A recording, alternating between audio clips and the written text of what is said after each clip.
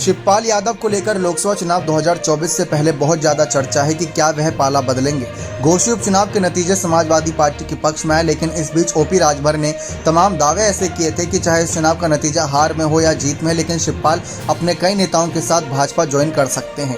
और साथ ही साथ अपर्णा यादव ने भी एक समय पर यह बात कह दी थी कि अगर चाचा शिवपाल बीजेपी में होते तो उनको और बड़ी जिम्मेदारी मिलती, हो सकता है कि सांसद पद भी उनको मिल जाता अब तक। लेकिन जैसा कि आप जानते हैं कि समाजवादी पार्टी में साथ रहने की कस्में एक तरीके खा चुके हैं चाचा शिवपाल, तो समय समय पर ये सवाल उठे हैं और खुद इस बात का जवाब चाचा शिवपाल ने बखूबी दिया है। उन्होंने कहा है कि शिवपाल ने साफ कहा कि बीजेपी सिर्फ अपना फायदा ढूंढती है, जिस नेता से जितना फायदा होता है उसका उतना वक्त तक कहीं ना कहीं इस्तेमाल किया जाता है, उसके बाद यूज्ड एंड थ्रो कर दिया जाता है, यानी इस्तेमाल करके फेंक दिया जाता है जैसे एक नैपकिन की तरह।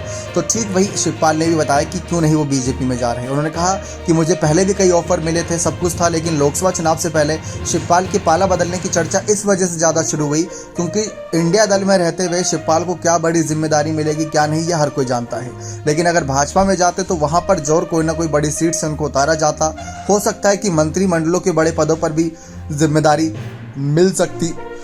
लेकिन अब देखना दिलचस्प रहेगा कि शिवपाल पर अखिलेश और दोनों सभी का भरोसा है, लेकिन शिवपाल किस तरीके से भरोसे काबिल उतरते हैं या नहीं। ओपी राजभर समय समय पर यही बयान देते हैं कि सपाई नेता भी खुद शिवपाल को अपने कहीं ना कहीं ऐसी निगाहों से देखते हैं कि कब ये पाला बदल दे, कहीं ये वो बिल्ली तो नहीं जो करवट बदल दे और तुरंत ही सारा खेल बिगाड़ दे। तो शिवपाल को उस निगाह से देखा जाता है। लेकिन अब शायद शिवपाल ने पहले मैनपुरी उपचुनाव में अपने आप को साबित करा, फिर घोषी उपचुनाव में अपने आप को साबित करा, शायद इससे ज़्यादा अपने आप को साबित अब नहीं करेंगे।